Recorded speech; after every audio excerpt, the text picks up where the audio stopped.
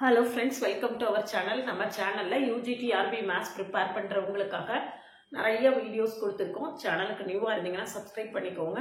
என்னுடைய பிளேலிஸ்ட்ல உள்ள போய் பாருங்க. நீங்க செல்ஃபா ப்ரிப்பேர் பண்ணிட்டு இருந்தீங்கன்னா உங்களுக்கு அந்த சேனல் வந்து ரொம்ப ஹெல்ப்ஃபுல்லா இருக்கும். பிளேலிஸ்ட் யூனிட் வைஸ் தனித்தனியா பிளேலிஸ்ட் கொடுத்திருக்கேன். யூனிட் 1, யூனிட் 2, யூனிட் 10 தனித்தனியா பிளேலிஸ்ட் கொடுத்திருக்கேன். அது உங்களுக்கு ரொம்ப ஹெல்ப்ஃபுல்லா இருக்கும். போய் பாருங்க. இது போக ஷார்ட்ஸ்ல ஒவ்வொரு ஷார்ட்ஸ்லயும் ஒவ்வொரு கான்செப்ட், டெஃபினிஷன், தியரம், ஸ்டேட்மெண்ட்ஸ், அது போக நிறைய ஷார்ட்கட்ஸ் எல்லாமே கொடுத்துருக்கேன். அதனால எல்லா ஷார்ட்ஸையும் பாருங்க. ஒவ்வொரு ஷார்ட்ஸ்லையும் உங்களுக்கு ஒரு ஷார்ட்கட் இருக்கும். மிஸ் பண்ணிடாம பாருங்க, ஹெல்ப்ஃபுல்லா இருக்கும்.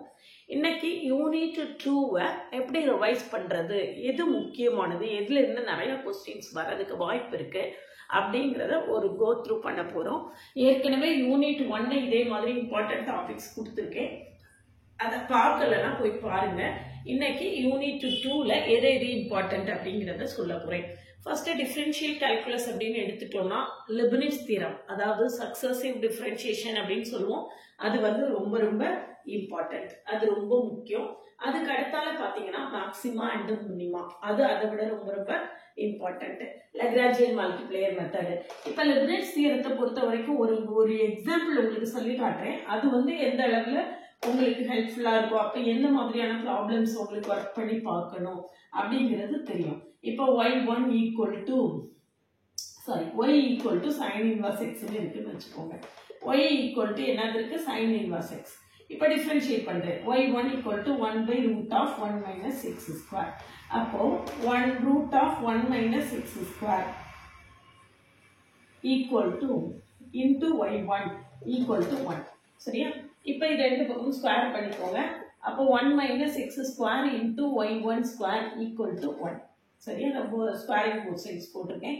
அப்போ இப்போ நம்ம என்ன செய்ய போறோம்னா திரும்ப ஒரு தடவை டிஃபரன்ஷியேட் பண்ண போறோம். திரும்ப டிஃபரன்ஷியேட் பண்ணும்போது இந்த மாடல ஒரு ப்ராப்ளம் டைம் ஆகும். 1 minus x square into 2y1 into y2 plus 2y1, அதுக்கப்புறம் இந்த y1 differentiation y2. y1ங்கிறது dy by dx, அதுக்கு differentiation d square by dx square plus y1 square into minus 2x equal to c.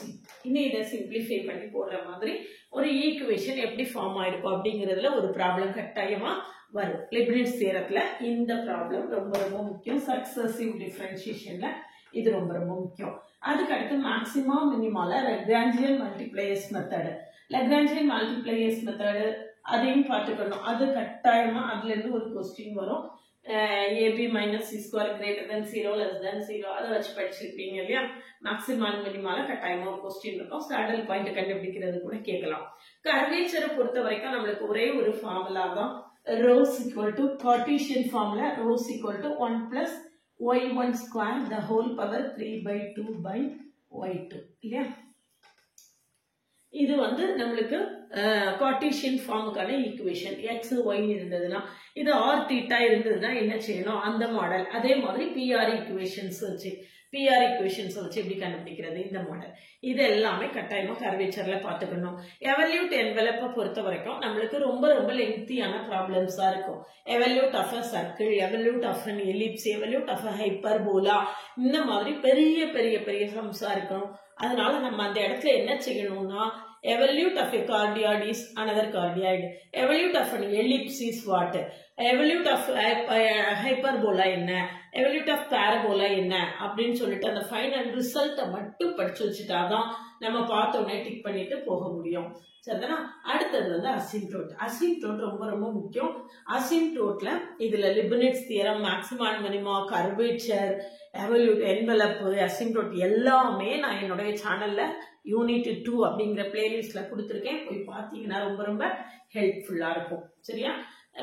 அசிம்ப்டோட்ஸ்ல பாத்தீங்கன்னா vertical அசிம்ப்டோட், horizontal அசிம்ப்டோட், அதுக்கப்புறம் inclined பிளேனுக்கான அசிம்ப்டோட் என்ன, அதுக்கு அடுத்தது polar ஃபார்ம்ல அசிம்ப்டோட் எப்படி கண்டுபிடிக்கிறது, இது எல்லா மெத்தடுமே நான் என்னுடைய சேனல்ல ரொம்ப அருமையான்னு சொல்றதோட எல்லா மெத்தடையுமே நான் கட்டாயமா கொடுத்துருக்கேன். அந்த அசிம்ப்டோட்ஸை பொறுத்த வரைக்கும் நான் சேனல்ல என்ன கொடுத்துருக்கேனோ அது மட்டும் பார்த்தீங்கன்னாலே அசிம்ப்டோட்ஸ் நிச்சயமா உங்களுக்கு தேவையான கொஸ்டின்ஸ் வந்துடும். இதுக்கு அடுத்தால பார்த்தீங்கன்னா டபுள் அண்ட் ட்ரிபிள் இன்டெக்ரல். இது வந்து டபுள் அண்ட் ட்ரிபிள் இன்டெக்ரலை பொறுத்த வரைக்கும் சிம்பிளா பார்த்த உடனே 2-3 ஸ்டெப்ல போடுற மாதிரி உள்ள ப்ராப்ளம்ஸ் பார்த்துக்கோங்க. அதுல சேஞ்ச் த ஆர்டர் ஆஃப் இன்டகிரேஷன்ல அந்த டயக்ராமை போட்டு எப்படி நம்ம லிமிட்ஸை கண்டுபிடிக்கிறது அப்படிங்கிறது மட்டும் பார்த்துக்கிட்டாலே போதும். ஏன்னா அதுல லிமிட்ஸ் கண்டுபிடிக்கிறது கேட்கறதுக்கு தான் சான்ஸ் இருக்கு. மற்றபடி டீட்டெயிலாக ப்ராப்ளம்ஸ் கம்ப்ளீட்டாக சால்வ் பண்ண சொன்னால் இட் வில் டேக் டைம். அதனால நீங்கள் அதில் டபுள் அண்ட் ட்ரிபிள் இன்டெகிரலை பொறுத்த வரைக்கும் கட்டாயமாக அந்த டயக்ராமை போட்டு லிமிட்ஸ் சேஞ்ச் பண்ணுறதை மட்டும் பார்த்துக்கிட்டிங்கனாலே உங்களுக்கு மோர் தென் எனஃபாக இருக்கும். அடுத்தது ஜக்கோபியன்ஸ். ஜக்கோபியன்ஸை யூஸ் பண்ணி இன்டகிரேஷன் வரும் அப்படிங்கிறத விட ஒரு ஃபங்க்ஷன்ஸை கொடுத்து ஜக்கோபியன்ஸ் கேட்க சொல்றது ரொம்ப ரொம்ப முக்கியமாக வரும். இதுக்கு அடுத்தது இந்த இன்டெகிரல் கால்குலஸ் யூனிட்லயே மோர் அண்ட் மோஸ்ட் இம்பார்ட்டன்ட் கூட சொல்ல, மோர் அண்ட் மோர்னு சொல்றத விட மோஸ்ட் இம்பார்ட்டன்ட் அப்படின்னு சொல்லியாச்சுன்னா beta gamma functions. Beta gamma functions the easiest portion. At the same time ரொம்ப ரொம்ப ஈஸியானது. அட் த சேம் டைம் அதுல இருந்து நிறைய கொஸ்டின்ஸ் நம்மளுக்கு வரும். இந்த பீட்டா காமா ஃபங்க்ஷன்ஸையும் நான் என்னுடைய சேனல்ல கொடுத்துருக்கேன். இதுல இன்டகிரேஷன் வேல்யூஸை கண்டுபிடிக்கிறதுலாம் ஷார்ட்கட்ஸ்ல நிறைய ஷார்ட்ஸ்ல கொடுத்துருக்கேன். அது போய் பார்த்தீங்கன்னா அது எல்லாமே உங்களுக்கு ரொம்ப ஹெல்ப்ஃபுல்லா இருக்கும். ஜியாமெட்ரியை பொறுத்த வரைக்கும் நிறைய பேர் நிறைய கன்ஃபியூஷன்ஸ்ல இருக்கீங்க. நான் உங்களுக்கு எல்லாருக்கும் சொல்லக்கூடியது பேரபோலா, எலிப்ஸ், ஹைப்பர்போலா எக்ஸெட்ரா எக்ஸெட்ரான்னு போட்டு கன்ஃபியூஸ் பண்ணிக்காதீங்க. இதுல பேரபோலா, எலிப்ஸ், ஹைப்பர்போலா எதுவுமே ஜியாமெட்ரியில ஆக்சுவலா கிடையாது. இதுதான் என்னுடைய பர்சனல் ஒப்பீனியன். நீங்க படிச்சிருந்தீங்கன்னா ஃபர்தரா படிச்சுக்கோங்க. இதுல போலார் ஈக்குவேஷன், அதுக்கு அடுத்தது conjugate points and lines, diameters, அதுக்கப்புறம் polar equation of a straight line, polar equation of a conic. இவ்வளவுதான் நம்மளுக்கு சிலபஸ்ல இருக்கு. அதனால இதுல பேரபோலா, எலிப்ஸ், ஹைப்பர்போலான்னு நம்ம +2ல உள்ள பாடத்தை எதையுமே நம்ம இந்த இடத்துல கன்ஃபியூஸ் பண்ணிக்க வேண்டாம். இதுல இந்த டைட்டில மட்டும் படிச்சா போதும். இதை ஜியாமெட்ரியை பொறுத்த வரைக்கும் டைரக்டா ஃபார்முலா அப்ளை பண்ற மாதிரி உள்ள ப்ராப்ளம்ஸ் மட்டும்தான் நம்மளுக்கு கேட்பாங்க. டைரக்டா ப்ராப்ளத்தை கொடுத்துருக்கக்கூடிய ப்ராப்ளத்துல எக்ஸோட வேல்யூனா ஒய்யோட வேல்யூ என்னன்னு அப்ளை பண்ற மாதிரி உள்ள ப்ராப்ளம்ஸ் தான் மிக மிக அதிகமாக இருக்கும். அதனால இந்த யூனிட்டை பொறுத்த வரைக்கும் இந்த டாபிக்ஸ் எல்லாம் நீங்க நல்லா பார்த்துட்டீங்க அப்படின்னாலே நம்மளுக்கு நிச்சயமாக ஃபுல்லா இதுல தேவையான 15 மார்க்கும் நம்மளுக்கு கிடைச்சிடும். இதுல 5 மார்க், இதுல 5 மார்க், இதுல 5 மார்க் இருந்தா கூட இந்த பீட்டா காமா ஃபங்க்ஷன்ஸ்ல 2-3 கொஸ்டின் கட்டாயமா வரும். அதே மாதிரி இங்க எவல்யூட்ஸ்ல ஒரு கொஸ்டின், லெபினிட்ஸ் தியரம், இந்த 5 டாபிக்லயும் ஒவ்வொரு கொஸ்டின் கட்டாயமா வந்துடும். அந்த லெவல்ல தான் இருக்கும். அதனால இதை நல்லா பார்த்துக்கோங்க. இது ரொம்ப ரொம்ப முக்கியம். இதுல ஜியாமெட்ரியை பொறுத்த வரைக்கும் ரொம்ப கன்ஃபியூஸ் பண்ணிக்காதீங்க. இந்த டாபிக் மட்டும் படிச்சாலே உங்களுக்கு மோர் தென் எனஃபா இருக்கும். இது விஷயமா ஃபர்தரா ஏதாவது டவுட்ஸ் இருந்தா மெசேஜ் பண்ணுங்க.